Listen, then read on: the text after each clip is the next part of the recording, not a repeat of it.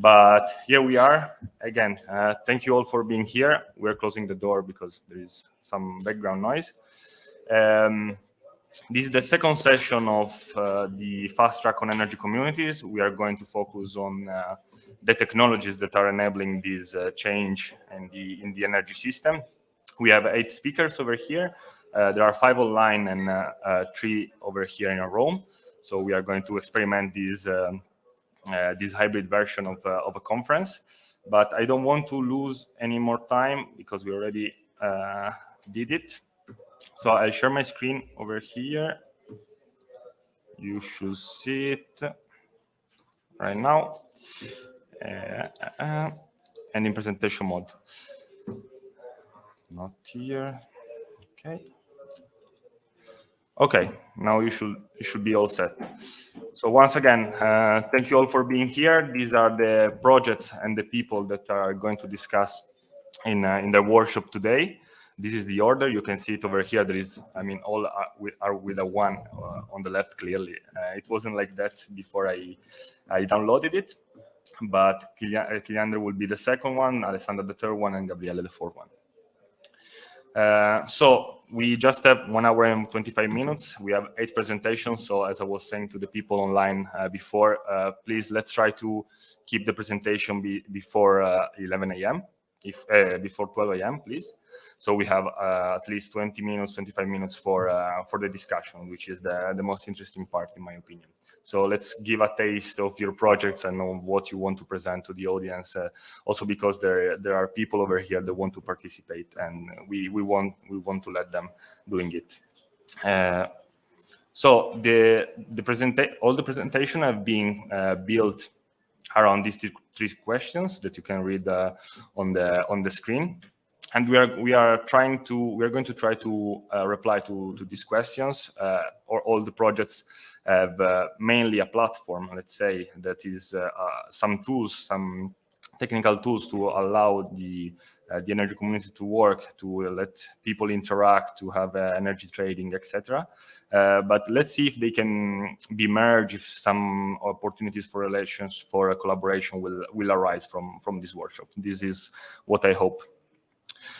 Just a reminder that this afternoon we are going to have the wrap-up session, and we are going to reply to all the questions that we were not able to reply during the morning. So please, I invite all of you, the audience and the speakers, to be present.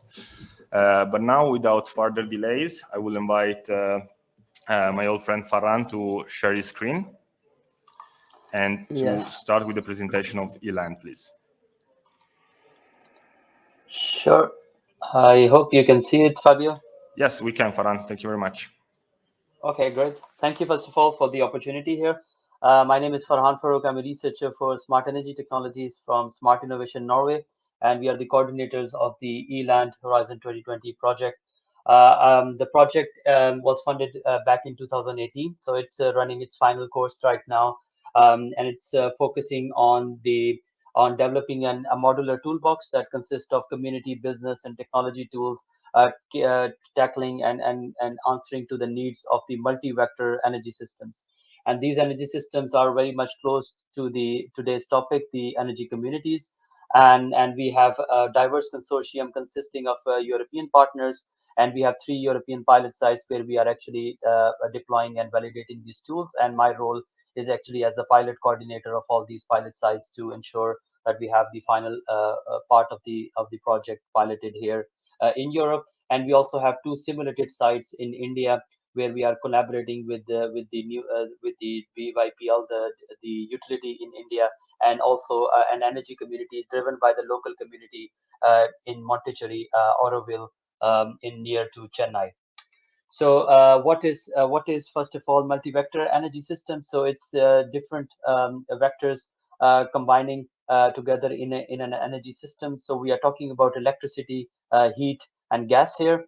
So you see that a lot of local energy communities are now having multiple vectors that is combining together to form the best optimization objective for that community.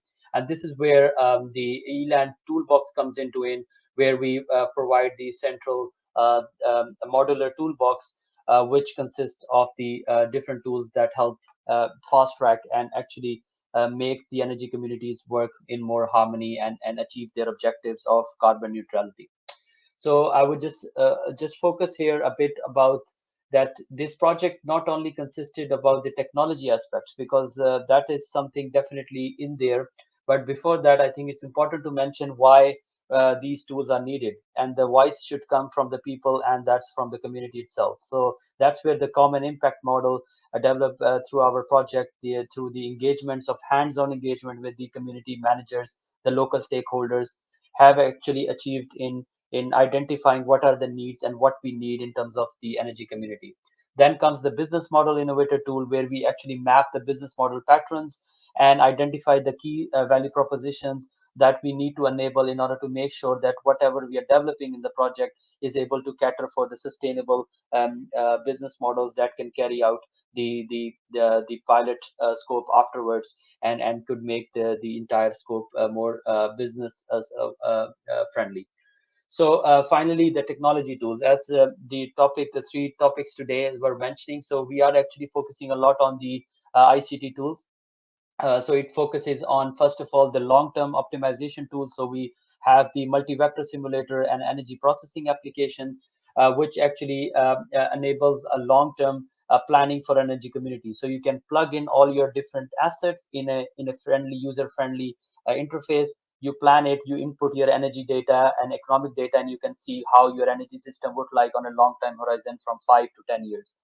Then we have the short-term optimization tool, where we have the energy forecaster optimal scheduler, which is actually a AI-based tools which optimizes the short-term optimization, so day-ahead optimization for an energy system, which you can then benefit from cost optimization or reducing peaks and other related KPIs.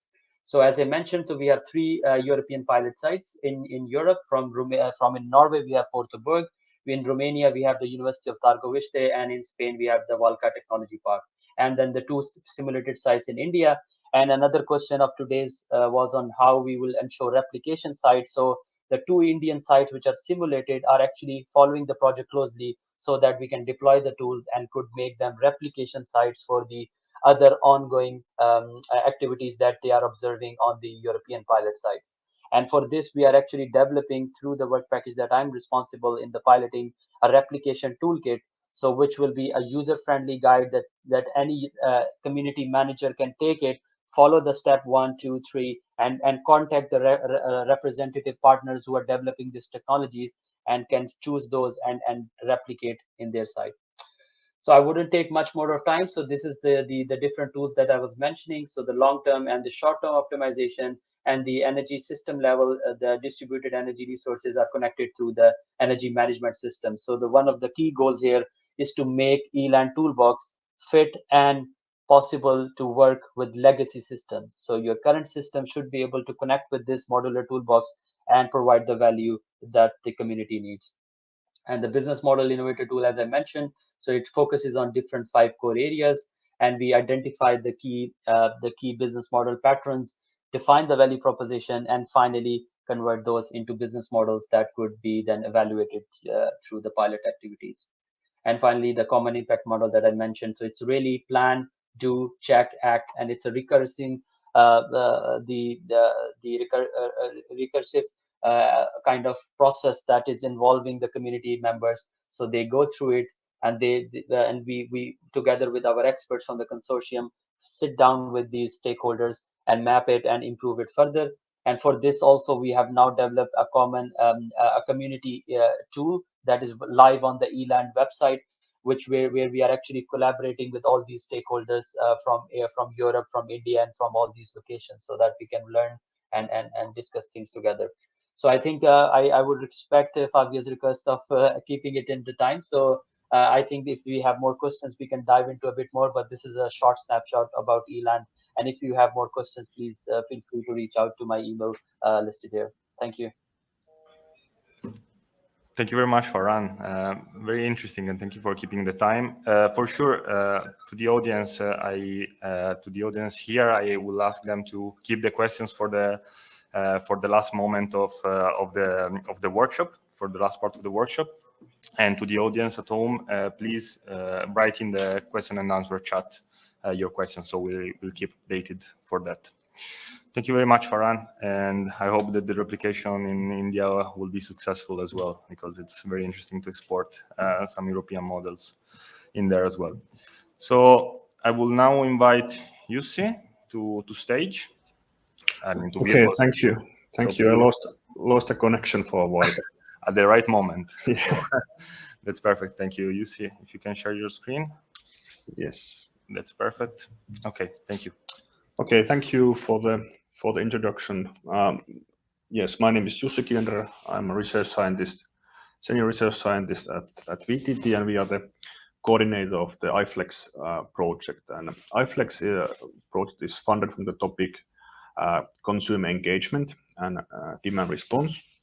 The project started last November, so we are actually in the end of our first year soon. We have 13 partners, and the total budget of the project is roughly 6.3 million. iFlex is all about empowering the consumer and enabling them to become the key actors in future energy systems. And we aim to realize this goal by developing an innovative solution called iFlex Assistant.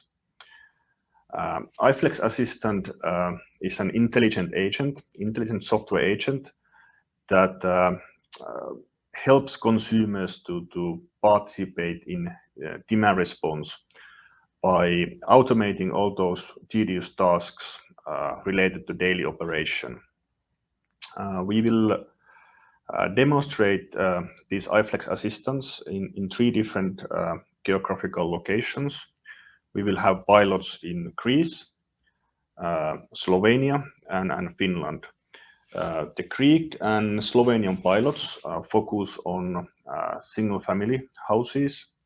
The Finnish pilot will be deployed in an apartment building, and that's actually a example of one type of energy community, and I will elaborate that a bit more in the upcoming slide.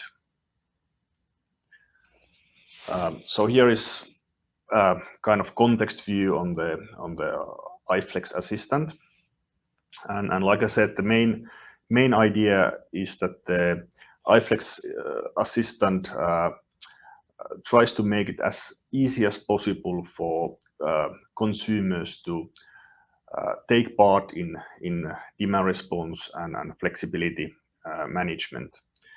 And those consumers can be like single family houses consumers, or then energy communities, or other type of let's say small scale consumers. The key idea in the project is that the iFlex Assistant adapts to the consumer. It learns the consumer behavior and the dynamics of the energy systems in order to best serve and optimize the flexibility according to the end user preferences. And we use deep learning in combination of physics-based modeling to create accurate models of the consumers and the buildings they live in order to both forecast the baseline load profiles and flexibility, as well as the response of the consumer with to different kind of demand response actions. Okay, here's an kind of simple functional architecture of the iFlex Assistant to be deployed into the Finnish pilot. And the Finnish pilot in the first phase of the project will consist of an apartment building with 90 flats. And the main source for flexibility in the building is the building's heating, ventilation, and air conditioning system. And like I mentioned, this is actually a kind of example of one type of energy community, because it's very typical in Finland that the apartment buildings heating as well as heating of the domestic water is centralized, and then the costs of the heating are distributed between the apartments. So it's kind of in the interest of every apartment to kind of, as a community, reduce those costs in the building level. The heating is typically in Finland in these type of buildings produced with district heating, but nowadays with electrification in this building there's also a heat pump that uses the exhaust air from the building. So there's also this multi-vector kind of sector integration aspects present in the pilots. The iFlex Assistant, of course, will have a user interface, and the residents of the pilot building will have an opportunity to participate to the pilot, in which case they will be provided with their own user interface, individual user interface to interact with the iFlex Assistant. The iFlex Assistant is also interacting with various external systems. So we collect the energy price data from Nord Pool. Then Enerim, who is a partner in the project, provides the aggregation platform for the Finnish pilot. So the iFlex Assistant sends those baseline load profile forecasts and flexibility forecasts to the platform, and then reacts to those demand response signals issued by the aggregation platform. From Fingrid, which is the Finnish Dso, their open data platform, we collect CO2 emission data to calculate the carbon footprint of the building, and then weather forecast information is collected from the Finnish Meteorological Institute services. Then, of course, we are also, or the iFlex Assistant is interacting with the building management system of the building, so collecting a lot of data needed for modeling and kind of forming a real-time state of the building, and then also executing those HVAC control actions that need to be done to implement the flexibility management. And for all of these external systems, we have implemented like functional components to interact with those external services. There's a functional component for the security and privacy management. And then, of course, the digital twin of the building that consists of these machine learning and physics-based models. And then the automated flexibility management model that implements model predictive control in order to optimize the flexibility management in the building. Then a couple of words about the replicability and ease of adoption. We address these issues in two ways. First of all, through automation and self-adaptation, we try to make everything as easy as possible for the consumer, minimizing the need for setup and configuration. And second, we address the kind of interoperability aspects. So we build upon existing standards, and when needed, our new interfaces will be open interfaces documented with Open API and Async API. So they should be as easy to take into use and replicate into new sites. Okay, that was quick. Thank you. Thank you very much, Jussi. Perfectly on time and very nice introduction, because I see that this can be easy to replicate for sure in your other pilot sites, not only in Finland, which is very particular for the heating requirements that are needed over there. But I guess that this will be easy to integrate in other contexts and in other countries. So that's very good. Thank you for showing it. Thank you. Now I will invite our first physical speaker, because you don't see them, but we have an audience. Oops, no, I can show them to you, but we have an audience over here as well. And also our speakers are here, so I will invite Alessandra Cuneo, the first one of them, to the stage. I will share just for you the presentation, so you don't have to do it, because it's not that easy. Clearly, I don't have it open. Okay. Yes, now you can see it.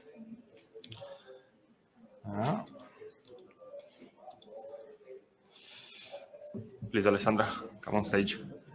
Or niente. It's this one. Okay. Thank you.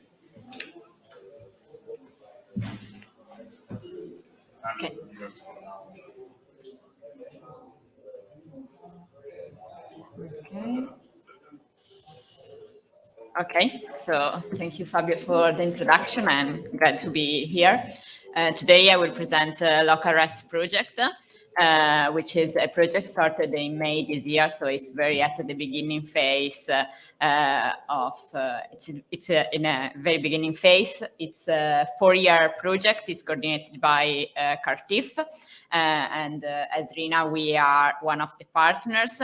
And the aim of local REST is to empowering the local renewable energy community for the decarbonization of an energy system. So within the project, we aim to engage the citizens and the communities in the energy transition through the development of different tools. And I will focus my presentation of the 2 main tools that will be developed within the project. And such tool will be demonstrated in 4 different pilot sites. We have a pilot site in Finland, 1 in Italy, 1 in Spain, and 1 in Austria. So just focus on which are the innovative technologies of local REST. These are mainly related to the 2 tools that will be developed.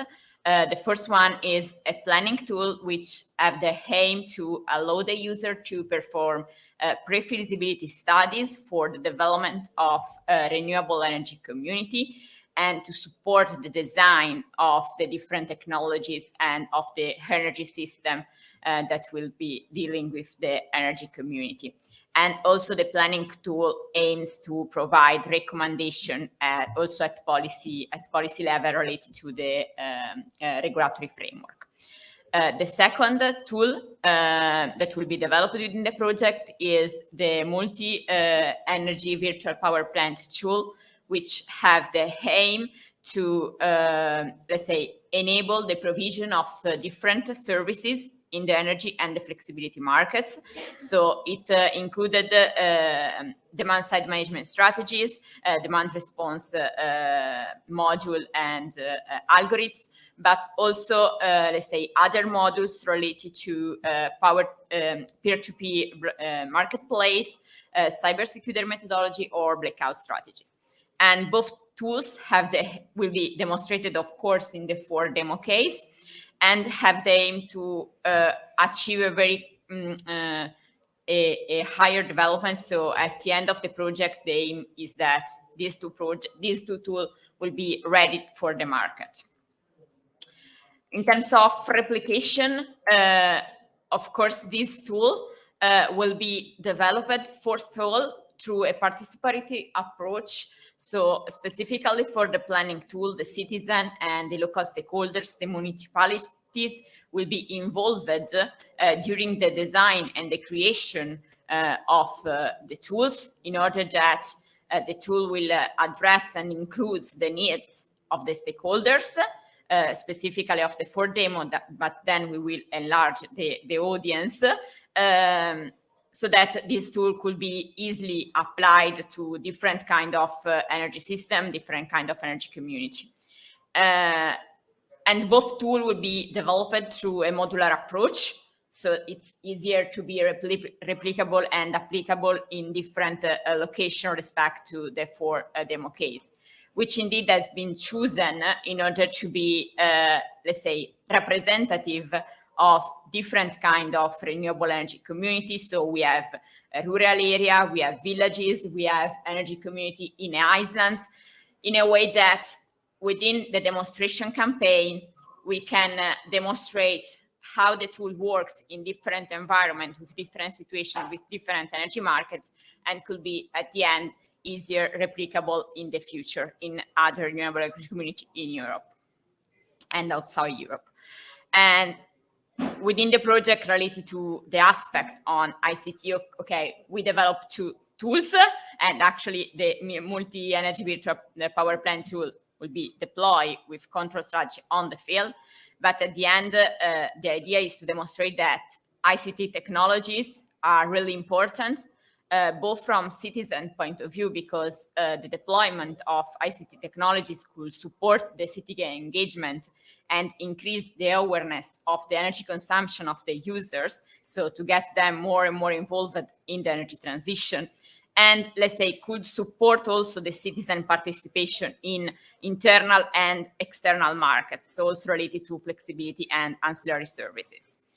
And from the other point of view, ICT is also important from, let's say, the energy community manager, because at the end, ICT technology will be the main aspect to properly optimize the system operation of the energy system, not only the electricity one, but also when we have multi-energy networks involved in the energy system, in the energy community, could, let's say, enhance the monitoring phase, and could, of course, support and could guarantee the security of the network and the protection of the private data, because it's an important aspect for renewable energy community, for the user of the renewable energy community, the protection of the private data. So this is a very brief, let's say, introduction of the project, and I'm here for questions during the panel session.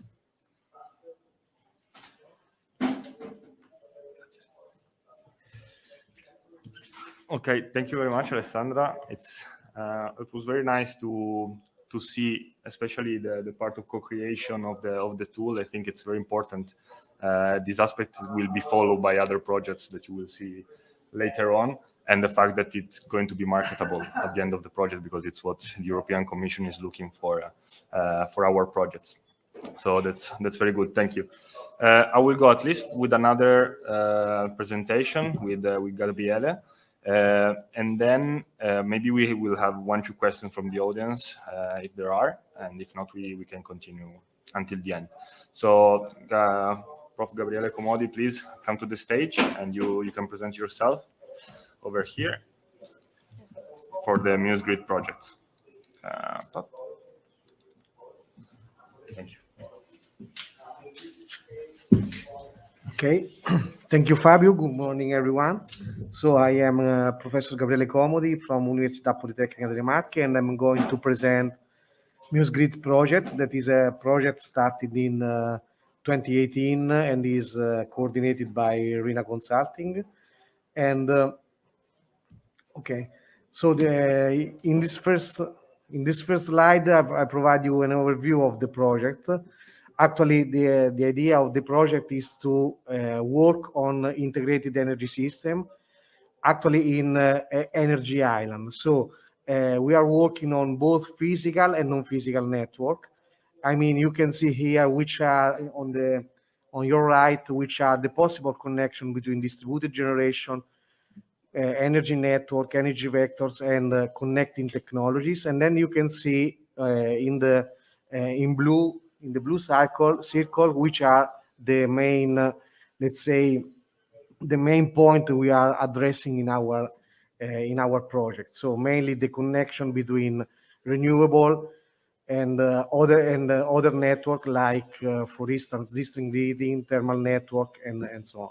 So the idea is to work on integrated energy system and to find a way to coordinate, to integrate all local energy networks in order to provide flexibility and to host as much renewable energy as possible.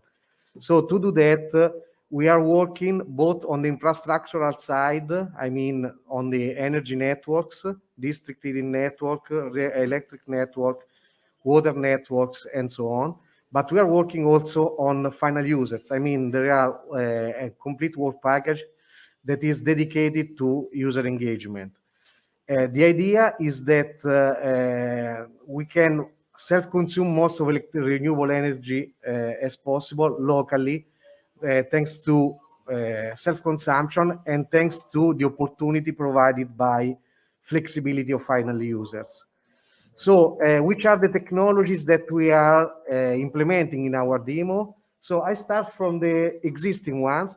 So we are working in 2 main demos, and we have also some follower demo. But in the existing demos, we have already implemented some technologies that are batteries, heat pumps, renewable energies, mainly PV, but also mini hydro.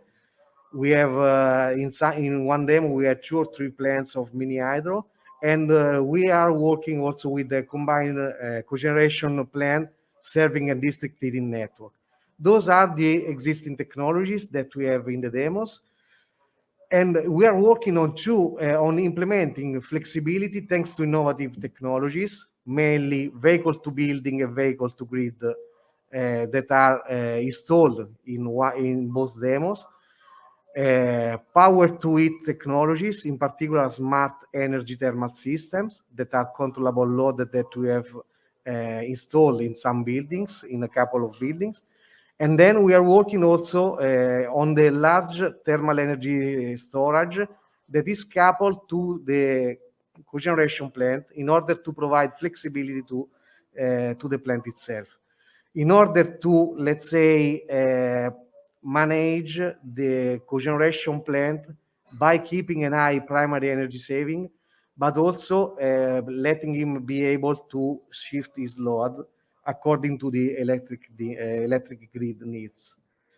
So these are the two demos that we are in which we are demonstrating our tools. The first one is a particular case that is Osimo microgrid in Italy. So actually, it is an energy island because of the topology of the network. So this has just a point of common coupling with the national TSO. And here we have plenty of renewable, this cogeneration and district heating. And here we have also we are addressing most of the we have improving the flexibility because this demo has more than 30% of renewable energy that satisfies energy needs. We have also, in this demo, we have also a collective self-consumption building in which we want to test some local energy communities. The other demos is in Oude-Averly in Belgium. This is a renewable energy community or a citizen energy community. And you can see here which are the main technologies: heat pumps, batteries, electric vehicles, and PV. We have also one fuel cell and smart energy thermal system. The idea is that the two demos are quite complementary because, as you can see, the second one in Belgium is quite mostly driven by electricity, while the first one is half driven by electricity, but also by natural gas. Sorry. So what about communication technology, ICT? So in our project, in MuseGrid project, we have developed an architecture in order to collect most data as possible and at a lower level. And that the main results of the project is, let's say, the MuseGrid architecture that is a sort of smart control at a higher level that collects all the information coming from the controller and from the, let's say, management system of the at lower level. So you can see that for looking at how this build, this architecture, it is quite replicable in all the demos. And so we are dealing with a lot of data, the smart meters from district heating network, smart meters from water network, smart meter from electric network. Then we have monitoring cogeneration plant electric vehicles in real time every 15 minutes or every hour. But the idea is to, so the sources of this data are coming from different sources. So we are developed a way to, let's say, collect and make them interoperable. And according to GDPR context, but some of these data are also available to final users in aggregated way, of course, in order to make them more aware about energy consumption and energy system in their cities or in their local energy community. So this is the first tool, and on this data we are also working and we are also developing tools and services. The main services are related to, let's say, forecast, control, and so on. And we are also developing a planning tool for assisting local energy planners on how to define which are the best technologies that they can install in their demo, in their communities. So finally, about the replication. So as you can see, the architecture that we have developed is quite replicable, and it's easy to be replicated in other areas, in other towns, in other communities, provided that they have data to be collected. So the first thing is to digitalize in order to enable. So we have data, we start from data, and then from that we can build this architecture. We are also assessing flexibility algorithms in order to increase the flexibility of final users, both large and residential. And the two demos are quite different, as I've already anticipated. So we can replicate them in most of, let's say, areas in Europe. And finally, the MuseGrid planning tool is a tool that can assist people that want to, or local energy makers, that policymakers that want to build a local energy community. The planning tool can assist on the design, of the first stage of designing of the energy community. So that's all from my side, and I leave the stage again to Fabio, and I'm waiting for your question, if any.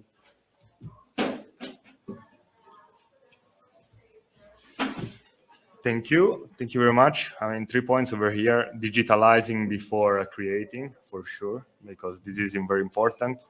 I see the planning tool; it's probably similar to the ones that is being developed, or that is going to be developed by Alessandra's project as well. And it's very interesting also that you are not just focusing on PVs, that is usually, or district heating, that is usually the technology that is the most focused for this kind of projects, but all on different kind of renewable energies, which is very, very good, because not all the projects are taking this into account.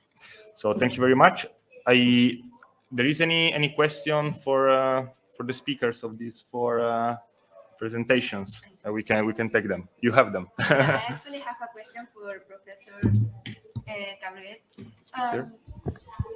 Yeah, so you mentioned as an innovative technology in new grids, you're using a vehicle to battery and vehicle to grid. I wanted to ask a bit more about this, and in which pilot is it implemented?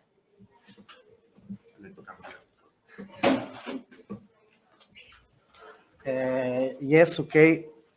I come back to this one. Yes, actually, the vehicle to building and vehicle to grid batteries are technology are installed in both demos. We have a partner that do that.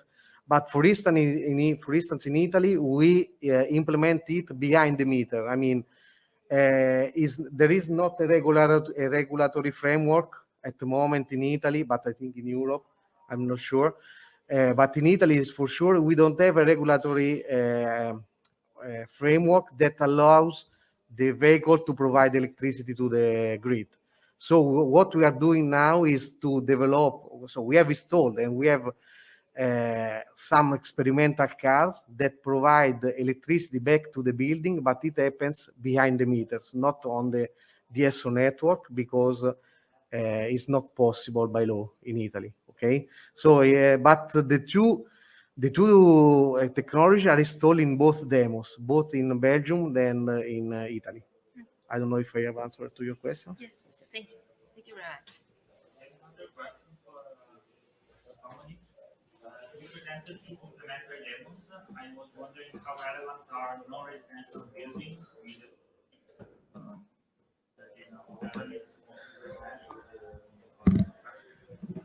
So I don't know if you have heard the question. Yes, exactly. So from the audience here, the question was about the complementarity of the final users. I mean, in terms of both residential and large users. So we can say that in all the Ud overlay, we almost have residential users. Okay. While in Osimo, we have both kind of users. We have some final users. I think something about 10, 12 prosumers, which have PV and building energy management systems. But the focus is mainly on large buildings and on large users, which are let's say, which are managed by one of the partners. So one of the main partner in Osimo is a multi-utility, which owns different assets, and these assets can be featured as large users. So we in the Osimo plant we are more focused on large user with a small amount of residential users, and in Odorly we have 100% of residential users. Okay. Okay, I close the questions times for now, but there will be more time later. We still have for presentation. I want everybody to have the time for speaking over here. But thank you, Prof, for applying. Okay, so now we pass to our last presential speaker. This is a bit of different project, I will say, compared to the other ones that have been presented until now. But please, Alexis, you are the best one to explain it.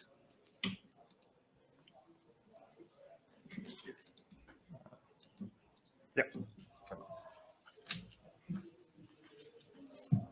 Right. Good morning, everybody. Alexis David from the ECTP, the European Construction Technology Platform.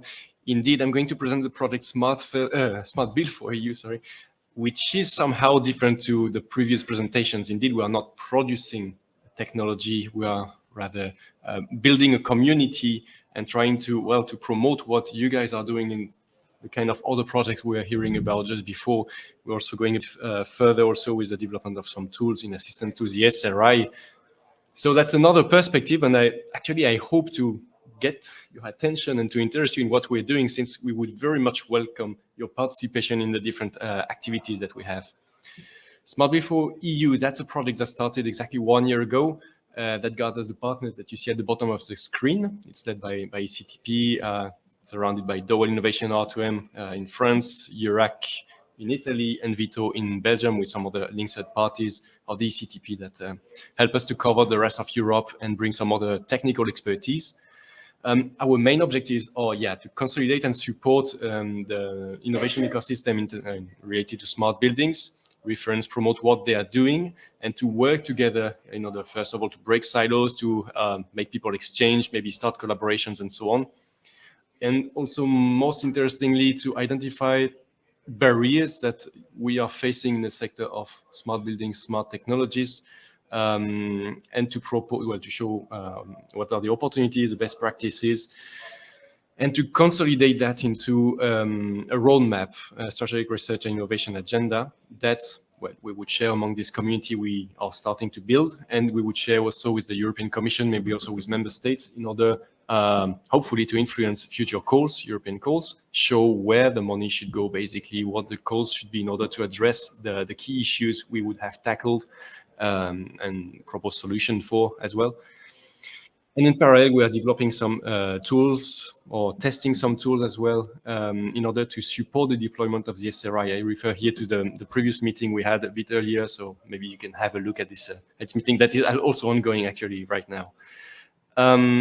This figure, in order to show what are our main activities. First of all, the first one, that's identify who are the main stakeholders in the field of smart buildings, smart technologies. Bring them around this big smart building innovation community. Sorry for this weird acronym. Once we have established that, we promote what they do, and we want to bring them around the table for our second activity, which is this knowledge sharing activity. We have created task forces. I will go back on that a bit in the next slides. Basically groups of discussion, workshops, in order to address those key issues identified commonly by everyone. In parallel, our third activity, that's about supporting mostly the SRI with going a bit further. The SRI addresses some key challenges, key issues, but we go a bit further with the definition in particular of co-benefit indicators that go further maybe in terms of comfort, of health of the users. That's another kind of assessment of your building, of your house, of whatever building it is actually. So we propose tools as well on that. And finally, the fourth activity, that will be a summary of what we have done in the previous ones. That is this roadmap I was referring to, research and innovation roadmap and policy recommendations that we will share with as many people as possible. A fifth activity is quite important in our project. That's about communication. Of course, we communicate about what we are doing. That is what I'm doing right now, of course. But we want to communicate and share what others are doing. That is a key pillar of Smart Before You. We want to promote what other projects or the initiatives are doing. That's an example of those communication initiatives. You see on the screen 2 pictures of a brochure we have issued a bit earlier this year that shows ongoing or past activities, European projects in particular, but we want to extend that in future editions of this brochure that is going to be much bigger. We have 50 projects for the moment, but we want to go much further. So again, that's a nice communication material to support what you're doing and promoting what you're doing. We organize webinars, in particular with the platform Build Up, the European platform Build Up, and we organize workshops back-to-back with large events such as this one. Some promotion for this afternoon. We're organizing this Smart Buildings Defining Research and Innovation Priorities workshop. So you are more than welcome to participate and brainstorm with us about what we should focus on in those task forces. Task forces that I'm going to introduce right now. We have defined 4 main topics that you see right now on the screen. Task force 1, interaction with users, then efficient building operation, interactions with the external environment, and cross-cutting issues that can concern, well, financing and business models, but also issues related to data, privacy, etc. You see here the topic A that have been tackled during the past 6 months, that we are going to present the outcomes of those task forces this afternoon. Because during 6 months, while people were gathering, having discussions, drafting a white paper, we opened the consultation also to have another review from the rest of the community, and we ended up with white papers. Each of those topic A that you see on screen had issued a white paper that is already published on our website and that you can consult. All this will serve for this research and innovation roadmap I was mentioning before. As a teaser, topic B, we will have topic A, topic B, and topic C. Topic B is starting now, well, this afternoon, with the subjects that you are seeing on the screen. I'm not going to read them loud, but I would refer to our website where everything is explained and where you can show your interest in participating. Task forces provide those white papers I was mentioning, and those white papers are composed, among others, of state-of-the-art definition of issues and some summary figures like those ones where you can see what are the barriers for the implementation of flexibility in this case. Well, flexibility has been tackled in the previous presentation. So further input, further thoughts of this community we have gathered. In green, you see what are the drivers identified, and in blue, you see some R&D orientations, suggestions on what we should tackle and try to achieve. That's a common effort, of course, by groups of 20, 25 persons, I think. I stop here to respect my 7 minutes slot. Thank you for your attention. I provide here just a few links. Our community, you are more again than welcome to join our community. It's a very simple form. You can also take a picture of this QR code and you can check all our publications and white papers on our website. Thank you very much.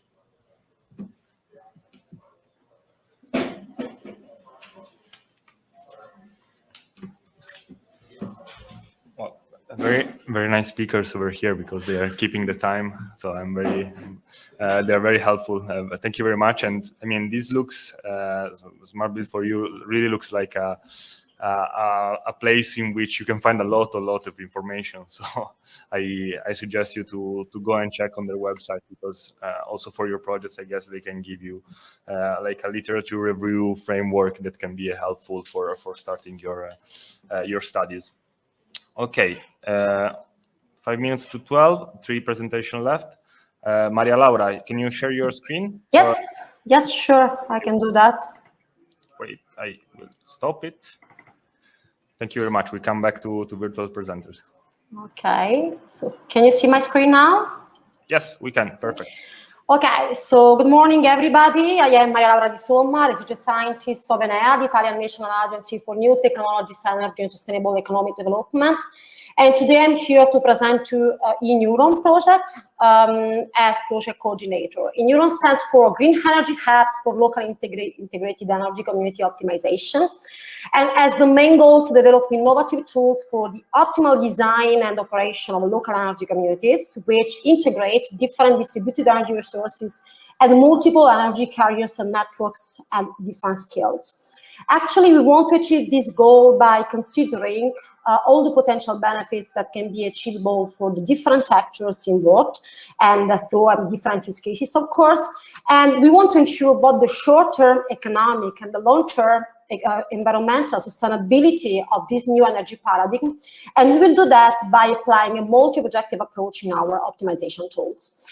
Here on the right side of this slide, you can find the main information of our project. Actually, it has a duration of 48 months. It started in November last year, has a budget of around 6 million euros. It's coordinated by us and can count on support from 17 partners from 8 European countries, representing, all the view, from different parts of Europe. And we can count on 4 different multi-energy pilot sites where we will validate and test our tools. The pilots are located in Norway, Italy, Poland, and Portugal.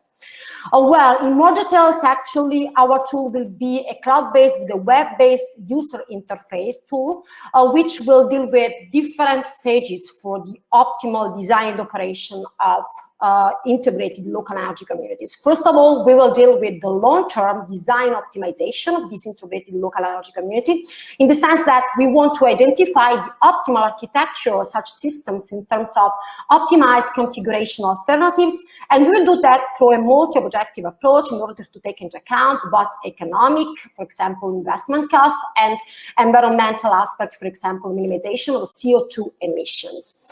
When our system will be, let's say, optimized from the design point of view, we will deal with the optimal daily operation of these systems through a stochastic approach. And so we will provide day-ahead energy schedules for the energy technologies in our local energy community.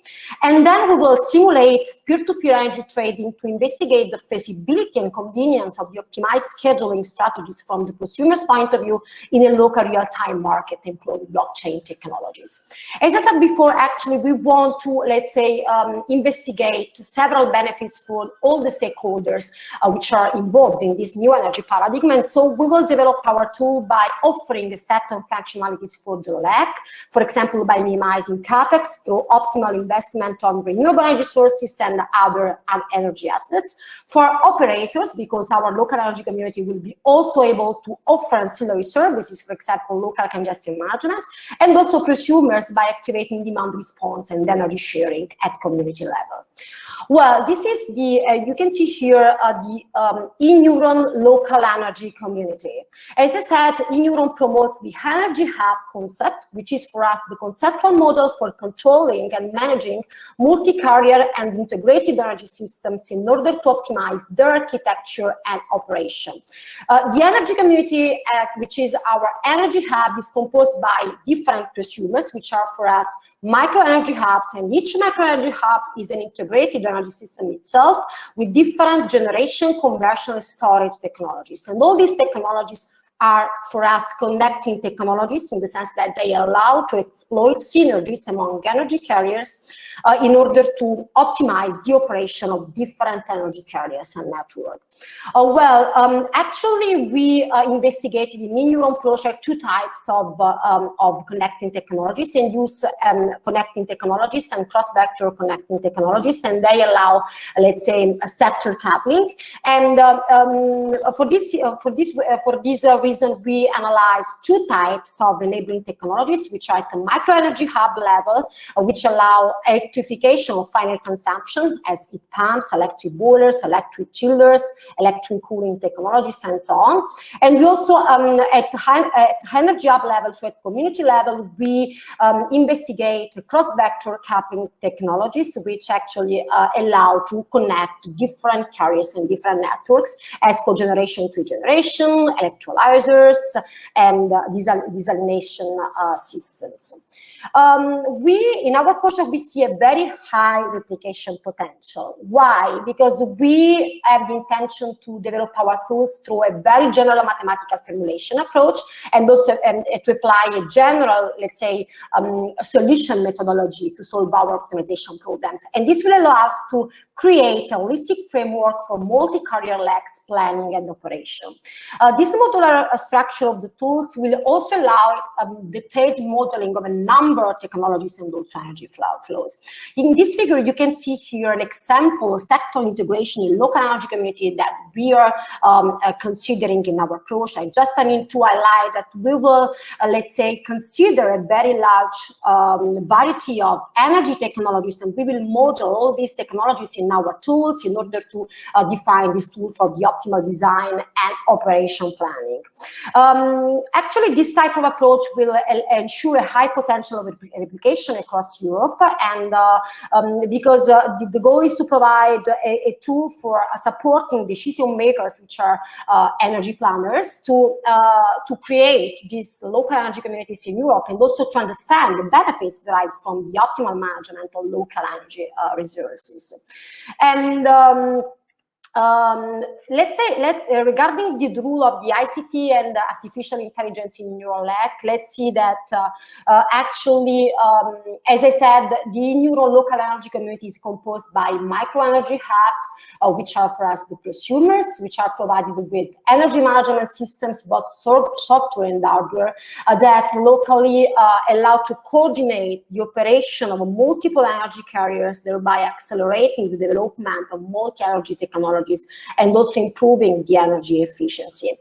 At the same time, the energy hub, which is for us the local energy community, is composed by heterogeneous micro energy hubs belonging to industrial, commercial, residential sectors, and the aim of the energy management system here is to coordinate all these micro energy hubs and manage the multiple carriers to achieve the local energy community's objectives, which are at a higher level, in the sense that we will, let's say, consider objectives as minimization of costs for the entire community or minimization of environmental impact. Artificial intelligence is the key, of course, for these energy management systems, which will be based on control algorithms for the energy technologies involved in local energy community. And it will be also very important for the long-term prediction of energy consumption, production, and so for creating our tools that, of course, will be based on this forecasting toolbox that will be the base of our in-neuron tool. And that's all from my side. I hope to have questions from your side. I'm here for any type of question. Thank you. Thank you, Maria Laura. And this last point about artificial intelligence, if the general solution will be able to improve itself thanks to machine learning and thanks to the data that it's able to collect and to process, that will be great for you and for your project. So I guess it's a win-win situation on that in that sense. So thank you very much for your presentation. We pass slide fast to Isminis. Please, the stage is yours with the Accept project. Thank you. Thanks, very Fabio. much. Just bear with me. Okay, so let me try and share the screen. Yep. So hopefully you can see it now, right? Excellent. Okay. So hi, everyone, and thanks for staying with us. So I'm going to present the Accept project today, which actually combines a lot of the things you saw in the other presentations. So starting with a small overview of the project, it's quite new. So it started January this year. The duration is 3.5 years. So it's due to end in June 2024. So the call is the similar call to, the same call as UC's project, the iFlex. It focuses a lot on consumer engagement and demand response, and particularly energy communities. We have 16 partners from like Cyprus all the way to Ireland. Hypertech is the coordinator of the project. We have 4 different demonstration sites, all involving energy communities. So we have a workers' energy community in Greece, in Viotia. We've got a renewables energy community community in Murcia, Spain. We've got the Eva Langsmeer community in the Netherlands, and we have a community in Switzerland, which involves commercial residential buildings as well as an elderly care home.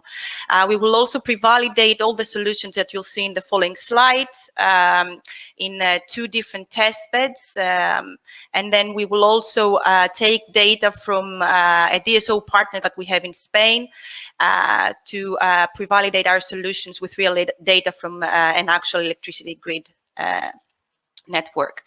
So just a few things on the accept objectives. So we are dealing with various building level and district level assets.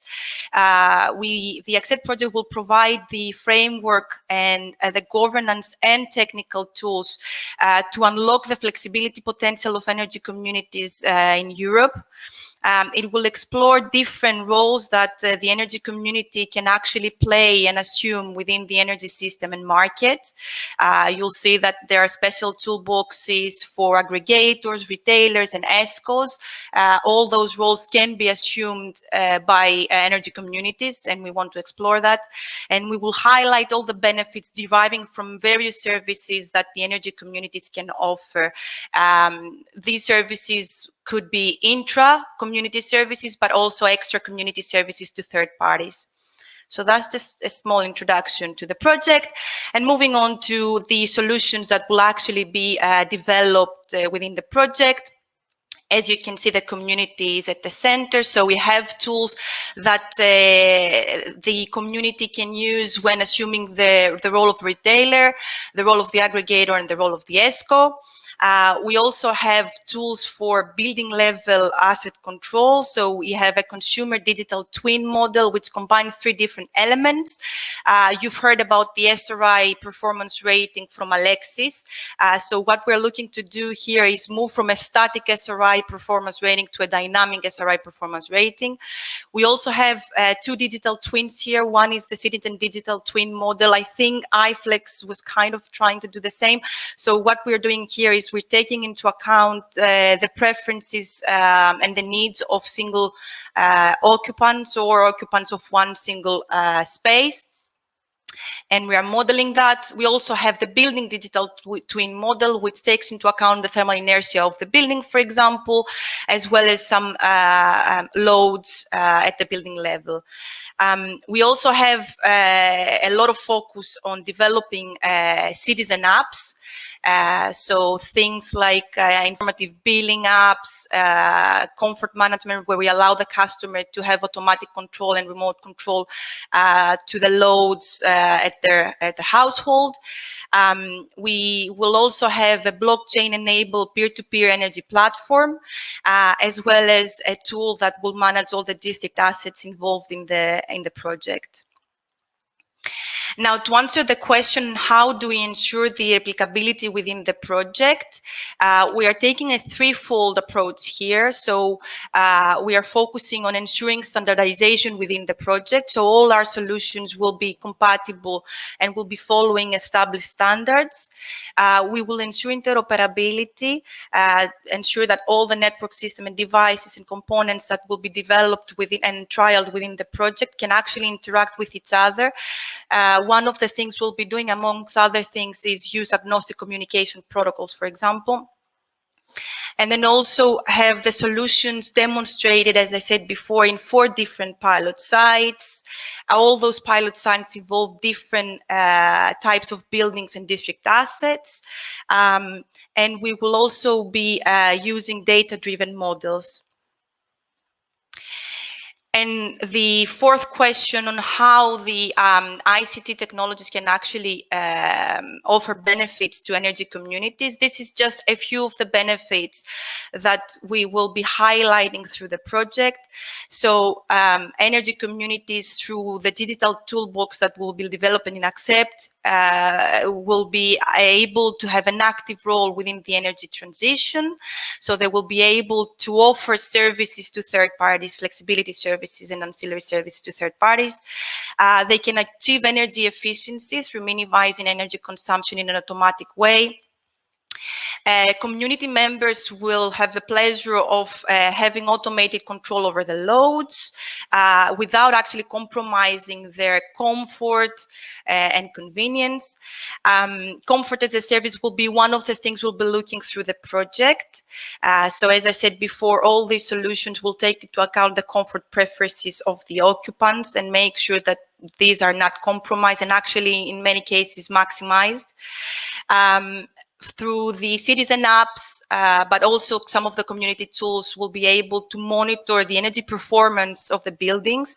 So this will actually lead to increased energy awareness through monitoring. We will explore new revenue streams and new business models through unlocking this flexibility potential of energy communities. The blockchain platform that I mentioned before, it will allow transparent, traceable transactions from peer-to-peer transactions. We will be achieving savings on energy bills, mainly through energy efficiency and self-consumption scenarios. And then, as I mentioned before, you'll have all the UI part of the project through the citizen apps. I think this is it from my side.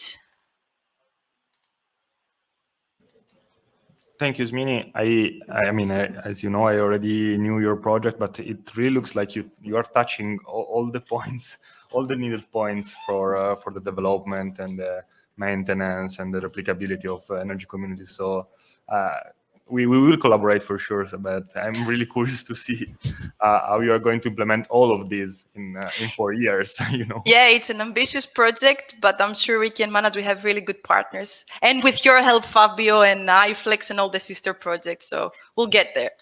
Absolutely, absolutely. Thank you, Smini. Okay, we pass to the last one, Stylianos. The last one, the last presentation. Please share your screen, and yeah, you can go on with your presentation, which is the last one, and then we can open the panel discussion and the questions for the audience. Thank you, Fabio.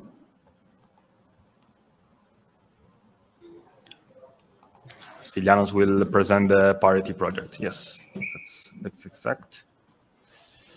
Yeah, we can see it. Perfect. Thank you.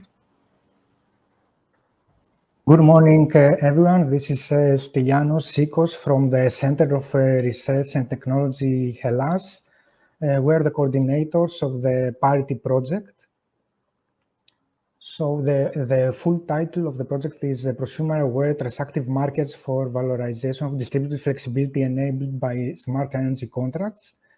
The project addresses the structural inertia of distribution grids and provides a local flexibility market platform through the integration of IoT and blockchain technologies. Also, it provides automated control of distributed energy resources, flexibility, their profiling, and novel smart grid active network management functionalities. Some of the key points are the use of IoT-enabled tools to estimate and manage the flexibility, human-centric distributed control strategies, and tools for both the DSOs and aggregators. The project started in October 2019, and they participate 17 partners from 7 countries. We have 4 pilot sites in Spain, Greece, Sweden, and Switzerland, where the solutions are going to be deployed and validated. Regarding the technologies and solutions that we're developing, first we have the Iot Support Technologies, which are the automated user profiling, referring to models for thermal and visual comfort, occupancy estimation, and forecasting. Also, there's a human-centric power-to-heat model, which comprises comfort profiling, building thermal modeling, and air modeling, and also flexibility forecasting per controllable asset, including electric vehicles. Moreover, there's a LEM-LFM platform, which is based on smart contracts and a use of the blockchain technology. So we have the local electricity market for peer-to-peer trading among prosumers. And we also implement an implicit local flexibility market, which is integrated in the local energy market. The aggregator toolset is a tool for the aggregator. It clusters prosumers' assets to create dynamic virtual power plants, and facilitates also automated flexibility trading to wholesale and ancillary markets. And also through the local flexibility market, it provides flexibility to DSO on request. Finally, we have the Dso Toolset, which is able to perform smart grid network monitoring. It follows the traffic light concept and estimates future network states. And also, the other subcomponent of the Dso Toolset is the active network management, which operates in intraday or near real time, and is able to perform control actions, and also includes this StarCom device, which is manufactured by the project in order to perform some adjustments in voltage currents in order to improve stability of the grid when there is a problem detected.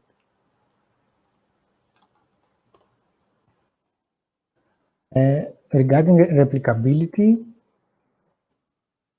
the solutions are trialed at different pilot sites in different countries, as I mentioned in the beginning. So we have both office buildings and residential buildings, houses and apartments in the formed energy communities. Also regarding the data models, we have defined and used data models in JSON, and we have tried to cover all categories, all different categories of assets, and also support all various user types that are involved in the energy community, such as different types of prosumers, also aggregators, and DSO as well. And another point is the use of simple and data-driven modeling when this is possible, using as little data as possible from participating prosumers at the lowest possible cost in order to simplify the process when going from one place to a new one. And also some of the tools are cloud-based tools that it also simplifies new installations. Regarding the ICT and the AI support to energy communities, we're using both to gather data and create models such as for comfort profiles and laundry flexibility forecasting that improve the energy management and efficiency. Also, there is work done on data access and processing, which is in compliance with GDPR. So there are some measures here, such as anonymization of information, authentication, and authorization. And also, most of the tools are web-based. They have user-friendly interfaces, and we are using design guidelines to have a common look and feel. This was a presentation. Thank you very much. Thank you, Stylianos. You touched a really important point, in my opinion, when you said that we need the minimum amount of data for asking the participants and the pilots to be active, because usually this is not the case, and we should find ways to interact with them and to make them happy, even without them volunteering, touching any button or doing any particular action. So thank you very much, Stylianos. I think that now we can pass to the panel session. We have 10 minutes, but let's make them 15 if you can, at least. That will be great. And from all your presentation, from what I saw, let me make the first question to all the speakers that are present over here, because I see that we have a lot of toolboxes, we have a lot of platforms, we have the technology to make the energy communities happen and to develop the energy trading, the user interfaces, application, etc. So in your opinion, which is what is missing now? What is the next step for research and development in terms of technology needs for further development and for further functioning of energy communities? This is open to everybody, because I mean, this is something that really comes to my mind when seeing your presentations.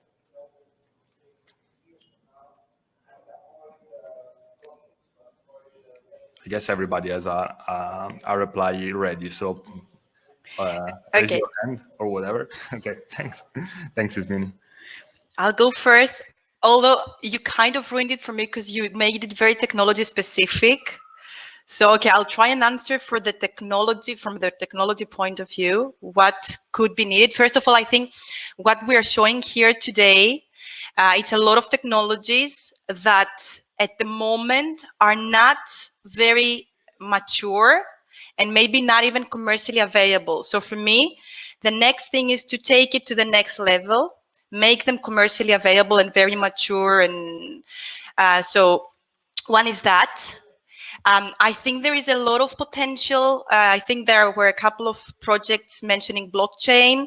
So I think there is a lot of room for researching there and what we can do with that. You know, it makes everything very transparent, very secure, and so on.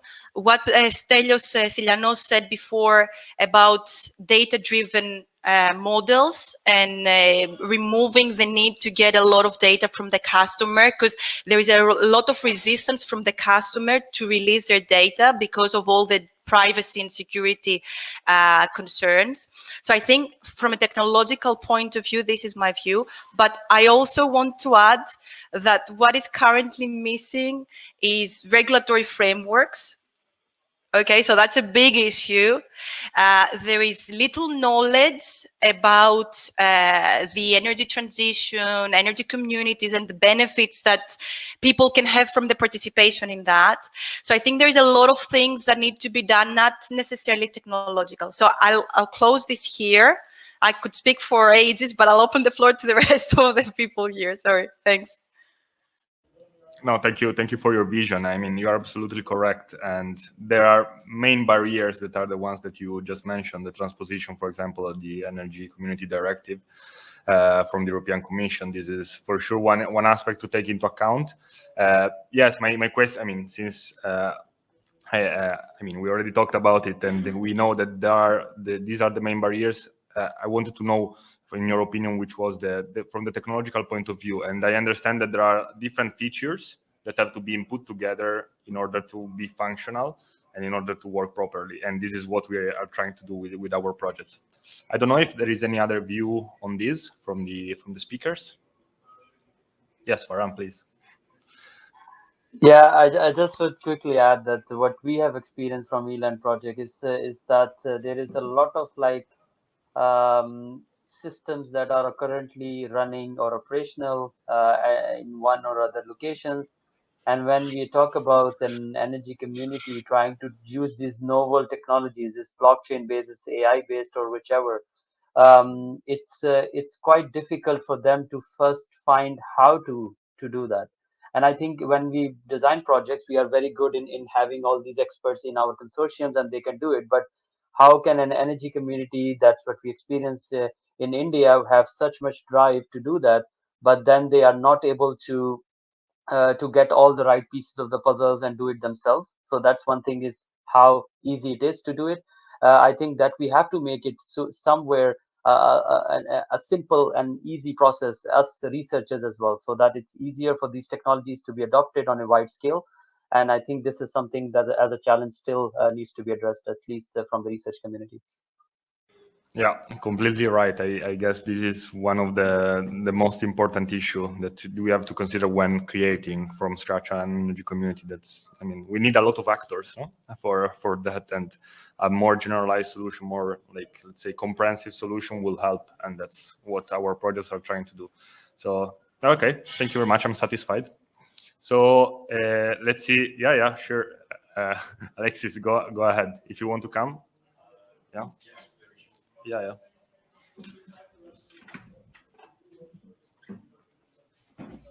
Yes, very shortly, actually, since those things are already somehow tackled. I just wanted to raise some elements that have been commonly shared within those task forces of Smart Build for EU that I was referring before. The notion of including the users, well, that has been said just before, but that's primordial. We will never reach anything if we do not understand exactly what people will need. People that I'm referring to buildings in my case. The people that live in a building that are going to use or benefit of technologies must understand fully how they work, and those technologies must be adapted entirely to their needs and how they work, their level of knowledge and so on. So user involvement, that's important. Actually, my colleague Federico Garcia from URAC here present in the room has been working on the co-benefit indicators I was also mentioning before, in addition to the SRI, the Smart Radius Indicator. And he has been working, for instance, on the convenience, basically making life easier for any person to live with those technologies and to improve their daily life. Convenience has many meanings. Federico, I will let you explain it during lunch or now. I don't know if we have time for that, but yeah, basically making it easier for people, adapting to the level of knowledge, adapting to their needs and so on. So important point. And then the notion of interoperability, but that's a much wider discussion, of course. Thank you. Yes, I have a discussion to take later for lunch then. Thank you, Alexis. And yes, for sure, but we have seen that at least we have like some co-creation activities, no, in the creation of these tools. So I think that, I mean, also the projects that I'm working in are doing so. So this is something that is happening, and you said well, we have to put it at the center of the attention. So thanks for your intervention. Yes, sure. One last.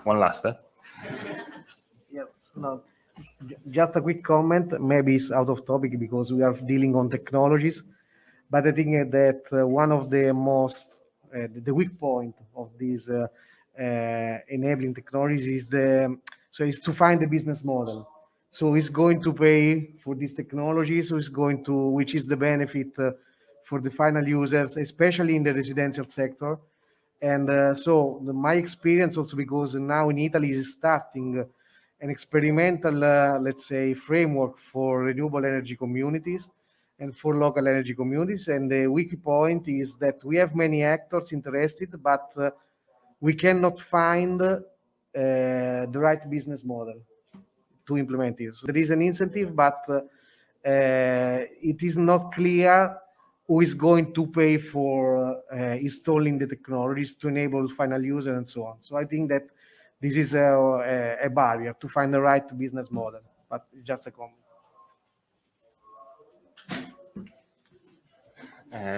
Thank you, Gabriele. You are also right. So I mean, you're pointing out too many barriers over here, but no, I'm just joking. I think that we are working all together to find the enablers to make these energy communities happen for real in the next future. I mean, there are a lot of open points. We know that we have to find new kind of revenues for sure, and my colleagues as well are finding problems in that. And but yeah, if I mean technologies are low cost, if there is user engagement and social awareness, I think that we are going in the right direction to do so. So let's hope for that. Now I will open the questions from the audience, if there is any, for our speakers, because I didn't give you any possibility, any chance to ask anything. So please, yes, Ageliki. I will repeat the question for you. Okay. So I think my question was a bit more broad. I guess it came up from what this meeting was saying about comfort. I think I'm quite interested in how technologies can capture comfort, because comfort is something that is constructed from elements that are further than just the thermal appreciation. So I'm interested in how in these projects, especially the Wings project, how they're thinking of actually, because there's so many different pilot sites in Europe, everyone understands comfort differently. And how do we capture, how can technology kind of assist this capturing of comfort in something which is further than how cold or how hot I am? So it might be a light comfort, a sound comfort, the feeling of being at home, the kind of, a lot of elements. So, yeah. Now, very interesting question. Ageliki here is asking, especially to Ismini, but to everybody, because all the projects have this comfort feature in their digital twin, for example, to make life easier and life more accommodating for the users. So how does technology capture the comfort of users? How technology thinks that is the comfort of the users, because comfort in Norway is not the same comfort that we have here in Italy. So how this is done from your toolbox? Okay, so I'll start, and then if anyone wants to add anything, by all means. So I'll explain how we do it within Accept, which is probably one way of doing it. So first of all, you take into consideration weather conditions. So as you said, comfort varies depending on where you are, right? So one thing is external variables taking into account, weather conditions. Second of all, we use AI in the project. So what this means is that we start with a baseline temperature, let's say, where we expect people to feel comfortable, and then I'll take it to visual comfort and other types of comfort, because it's not only heating, but let's start with that. So and then based on the control actions of the customer, so for example, if I say that your comfort is like around 25 degrees, but then the customer actually changes the thermostat settings, the system learns from that and says, okay, the humidity and the temperature of the space was that, the thermostat was at 25, however, the occupant did not feel very comfortable. So next time it readjusts itself, so it learns when the customer, depending on external variables, but also like control actions that they've done, when do they actually feel maximum comfort? Similar thing with visual. So it takes into account, how much light there is in the space, whether the customer has switched on the light and so on. So we are following a data-driven and AI approach where the system takes a lot of things into account from sensors installed, and readjust and improve itself through AI technology. Okay. Now, taking comfort aside, there is the convenience as well. So the convenience comes from a fully automated system. So the customer, after a while, doesn't have to do any control actions, because I know as soon as the outdoor temperature and light changes, I need to change the thermostat setting, or I need to dim the lights and so on. So this is done automatically. Of course, the user can always override the system if they want. So I'll stop it here. Hopefully I answered Agiligi's question, but by all means, if there is any more questions that you have, let me know. Yeah, you are saying that it creates its own definition of comfort. That's the thing. Exactly, and this is the essence of creating a digital twin, right? So you have your consumer and you have a system that actually is a clone. Is a clone of the actual consumer. So, and this system, I think in all projects, probably it improves itself through learning, through the actions of the user and all the variables I mentioned before. and at the same time it has like a teaching purpose, because it's telling to users that maybe like heating up a house at 26, 27 degrees during the winter, it's not the best idea from the environmental and the economic point of view. So this for sure, this is something that in the session of user engagement at 3 p.m. today, they will surely tackle. So I'll invite you to participate, because it's clearly related. It's everything is related. Anyone else wants to add something on that, or we can get? Yeah, no, we have another question.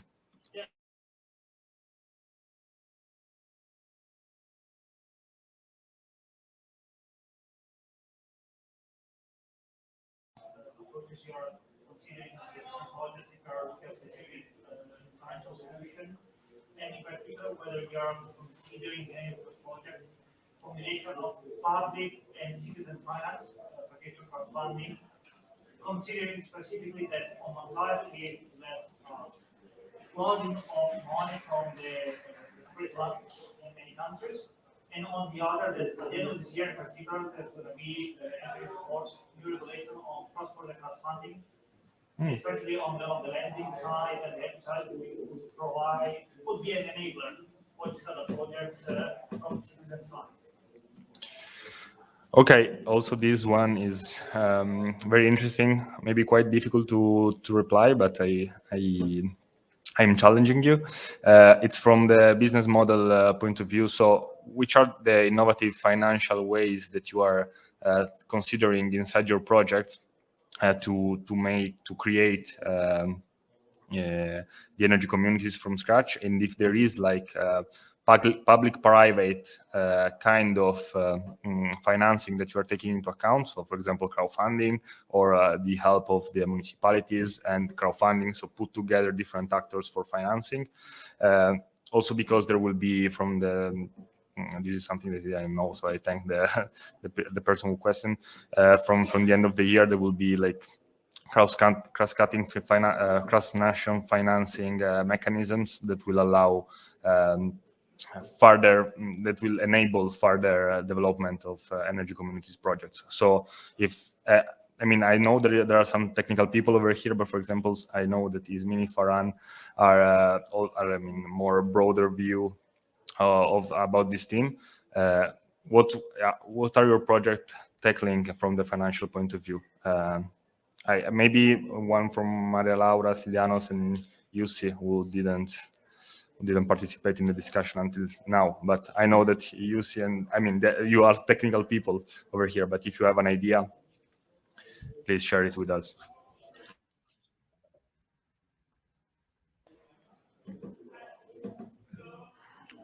Or whoever else then. Yeah, go ahead, Farhan, please. Yeah, I was just going to comment about the approach that we took in ELAN is a bit different. It's more about finding the business model patterns. So we actually have this metrics-based system in the business model Innovator tool, where we actually identify, for example, if energy community, if they invest into those renewable sources or flexible sources, then what kind of business model they can incorporate. And for that, we already map it with the most advanced business model that commercial actors are actually following. So we map actually flexibility operators like, say, let's say Next Kraftwerke or Tibber and these kind of companies which are actually doing it on commercial level. We observe those parameters from there, map the business model pattern, then work with the community to identify those financing mechanisms that actually could finance that business case, and then develop a business model that they can actually execute, because something we can deliver it to them and they cannot execute it won't be in the end a valuable input. So this is something we are doing a step-by-step process in the ELAN project. Nice. Anyone else? Anyone? Yeah, Ismini, please. Okay, I'll chip in here as well very quickly. So I think it was in the presentation, but what we're trying to understand is the benefit that comes out of the energy community acting under different roles. So our business models for the energy community as a retailer, as an ESCO, as an aggregator, but also the benefits that come from intra-community transactions.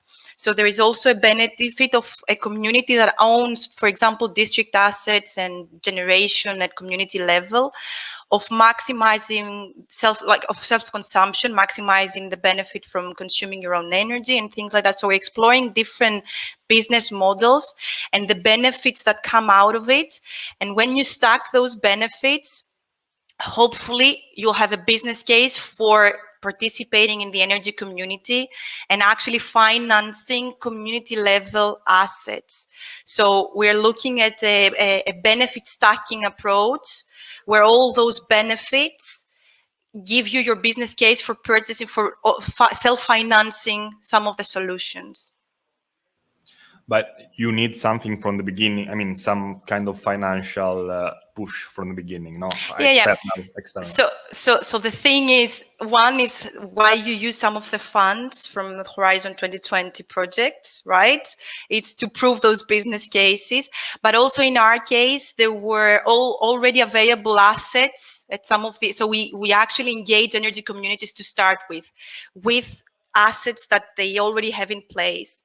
So in Switzerland, we have one commercial building, the municipality building, that owns BV and district heating asset. So one is the funding from the commission that we use, but also we engage energy communities with available assets already. But the dissemination of those results will hopefully convince other people to form energy communities and self-finance some of the assets. Yeah. Okay, very clear, very clear. One last question. Is any of your projects taking into account crowdfunding as a kind of financing, as a way of financing? Okay, this is something that could maybe be interesting for the next project and for our discussion, the wrap-up session with the DG representative from the European Commission. I invite all of you here, of the attendees and the speakers, to participate.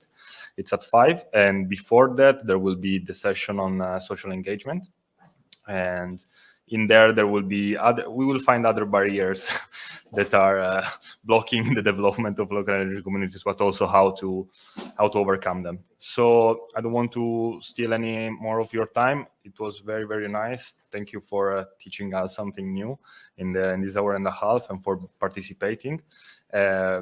Nothing else. I think we will collaborate again. So you will receive for sure my wrap-up mail after the event, and your contacts are available to all the attendees.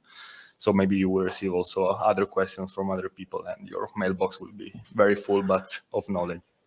Okay, thank you very much to all, and have a nice day. Goodbye. Thank you. Bye-bye. Thanks, everyone. Bye-bye. Bye-bye.